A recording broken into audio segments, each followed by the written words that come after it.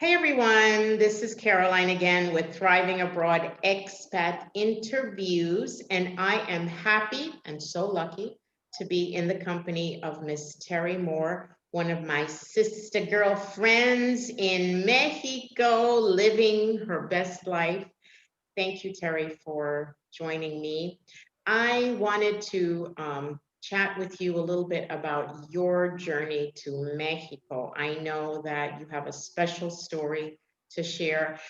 Where have you come from before you arrived here in Mexico? Where are you originally from? I was still in the U.S. In Connecticut, working. So it was, as it got closer to retirement, I was looking for places that I could afford to retire comfortably, and visited some other countries, but Mexico sort of like worked best for me, closer to home. It's affordable and easy to get back and forth if I needed to, etc. Yeah, you're in Veracruz, which is a city that not many expats see, when you're looking up Mexico. Of course, it's one of the top 5 destinations for retirees, for expats, but you don't hear a lot of people put Veracruz on their list. What drew you to that city? It has a lot of history. It's a beautiful city, but what in particular drew you there? In particular, I had read a couple articles or heard people talk about the Afro-Mexican population here in Veracruz, Oaxaca, and another Guerrero, right? And so I was thinking that, and plus it wasn't a lot of tourists that come here. The tourists that do visit Veracruz is going to be locals or Mexican or nationals. That's the word for it. And so I was like, okay, I didn't want to be in a place that was overwhelmingly lots and lots of expats, but a few. And the cost of living was affordable. So that was really my main thing. The main draw was hoping that I could get down here and get plugged into the Afro-Mexicana community, to be in some place where I sort of blended in and not so much stood out so much. So that's what I was hoping. So you're retired? Yes. From what industry? What industry? I was in accounts receivable for a landscape company that was national. We sold horticultural products to landscapers, garden centers, and etc. So I was the one that called you every day to remind you to pay your bills. So, yeah, okay. Yeah, lovely. I didn't ask you, how long have you been in Mexico now? A little over a year. Okay. I retired last year, November 1st, and I was on a plane to Veracruz on November 5th. So yeah, so I celebrated my 1-year anniversary a couple of weeks ago. Congratulations. So how has it been? How was the transition for you? Did you speak Spanish before you came? Do not speak Spanish. That's my biggest hurdle, is trying to learn the language. And I laugh now because my thought was, oh, I'll move down to Mexico and I'll learn Spanish in like 6 months and I'll be good to go. So not true. So yeah, I'm still struggling. I try to do little lessons every day on Duolingo. I've hired a couple of local tutors, but it's just slow going. Um, you know, people here, I mean, most people that speak Spanish or the locals, they've been speaking it from birth. So for them, it's a piece of cake, but trying to learn a new language when you're over 60 can be challenging. It's taken me longer than I thought it would. Yeah, it is definitely. I mean, it's a very easy language. I mean, I guess it's easy for me to say because I grew up with that in our household, speaking Spanish, but it is an easy language to learn. How have you, how have the locals embraced you? without your command of the language, and how has it been just culturally for you? I mean, was it what you expected? Was it difficult at first? How has it been culturally and your neighbors? It's been, they're so patient, I laugh because I'm making stupid mistakes. I think stupid mistakes, and a lot of times I can't understand what they're saying, and so I try to explain to them, I only know a little bit of Spanish, so, and I have my Google Translator. But people have been very understanding and kind, and um, the neighborhood that I lived in when I first moved here was called Zaragoza Park, and I mean it was like your typical neighborhood.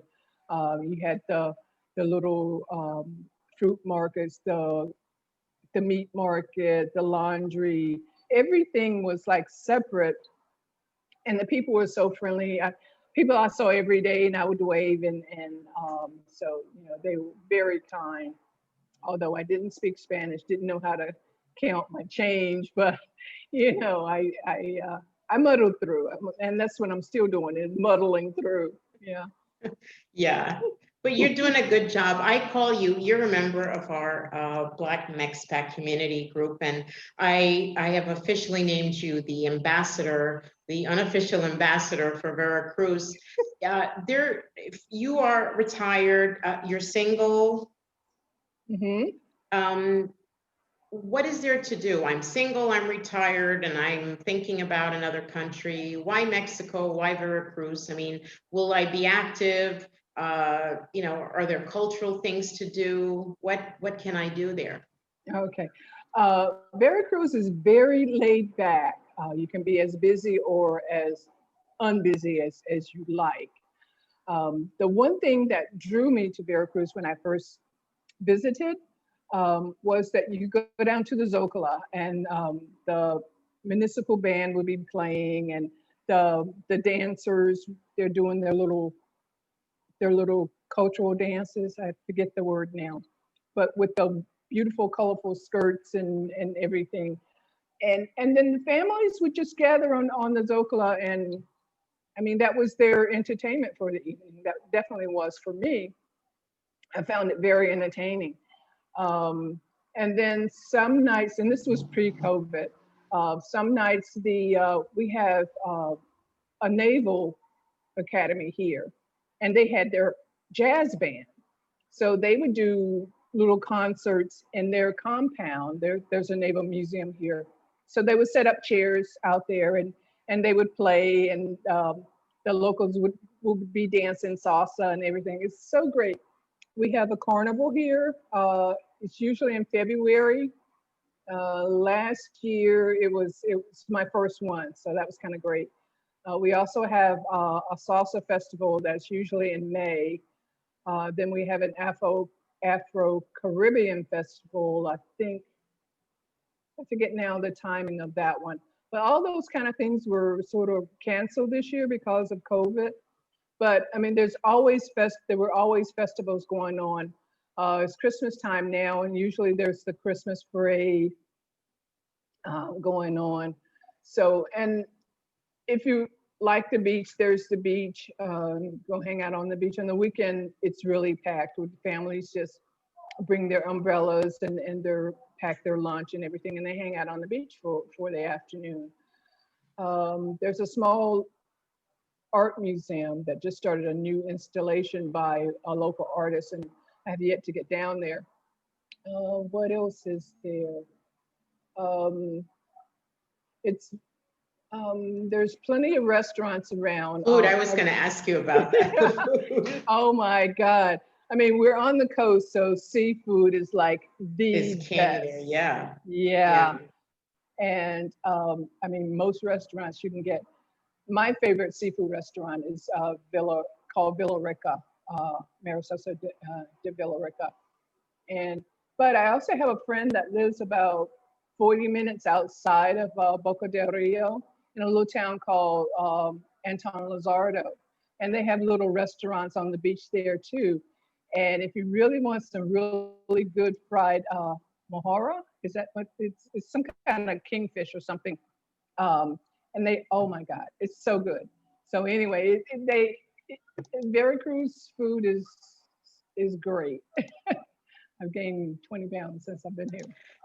Well, there's one thing that we need to let our viewers know, that you will put on a lot of weight here in Mexico because there's a lot of food everywhere you go, restaurants everywhere, good food, cheap food. It's just, it's a bad place if you're, well, maybe it's a good place if you're, you know, Yeah, yeah. depending on how you look at it. So, Exactly. Terri, just wrapping it up, I really appreciate you taking a few moments out of your day to talk with us.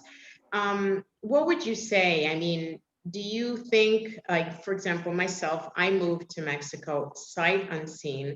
I had never heard of my town, never been to Mexico. I mean, if, you know, someone is on the fence right now thinking about, you know what, I just need a change. I need to move. I need to transition. Would you recommend Mexico, Veracruz, for someone that's never experienced this culture before?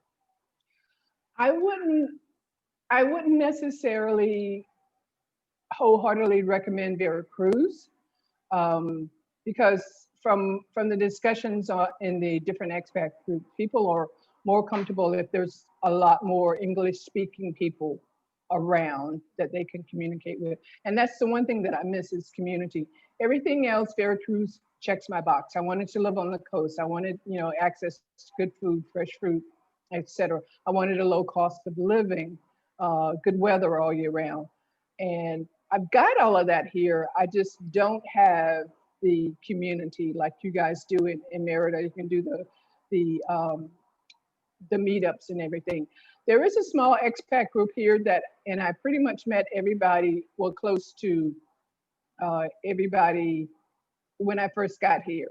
And they are younger, they have kids, and they're working either online or, you know, they have something else going on. So it's not a lot. I only have like 2 retired friends here. And so, I mean, if you need, I'm okay being by myself. I'm comfortable, you know, because I'm single, I pretty much entertain myself. But it would be nice to have a group of friends to hang out with and do things with that you have things in common. You know, but if you're thinking about moving here and you have a spouse, you have kids, it's a great place to raise children. You know, it's just the cost of living is really good. So I would, yeah, to in a roundabout way, I would recommend moving to Mexico, um, for it has so much variety. I mean, if you want the big towns, it's there. If you want the big cities, it's there. If you want the smaller towns, you can find that too. If you want cooler weather, you can find that. Or if you want on the coast where temps are a little warmer, that's here too. So you have a lot to choose from. It just depends on what your wish list is. What your lifestyle is, yeah. So is this it for you? Is Mexico home? That's it? Or are you planning to do any other traveling, maybe? I hit the different countries before I landed in Mexico. So Mexico is home. I'm not necessarily saying that I will always be in Veracruz, but Mexico is it for me. This is it. Where have you been? What other countries did you live in? I didn't live, I visited, Ah, so to sort of kind of give me a taste of. I went to Honduras, Roatan, Honduras. I went to Belize, Cartagena, and Bogota, Colombia. Um, Costa Rica was on my list. I never did make it over there, but you know, sort of looked around, and then I came to Mexico. Looked at, I visited Mexico City and Veracruz. So that was pretty much it. So. okay. So you're happy where you are. Well, any words of advice for someone who is thinking of making the transition? I mean, maybe something that you can, looking back on your transition, is there something, last words that you'd like to tell someone? Yeah. Maybe something. I would suggest, you know, doing your research. Just make a list of what works for you, what you want as far as a certain lifestyle. Um, lost my train of thought. A certain lifestyle, depending on your personality. Are you comfortable with fewer expats, or do you need a bunch of expats around you, or people that speak your same language? Are you an adventurer? Do you want to travel around and see the rest of Mexico? Would you be comfortable with doing that? Or do you just want to find one spot and stay there? Because some people move down and they bounce around until they find what works best for them. You have to consider your budget. You can live a lavish lifestyle here, or you can live like the locals.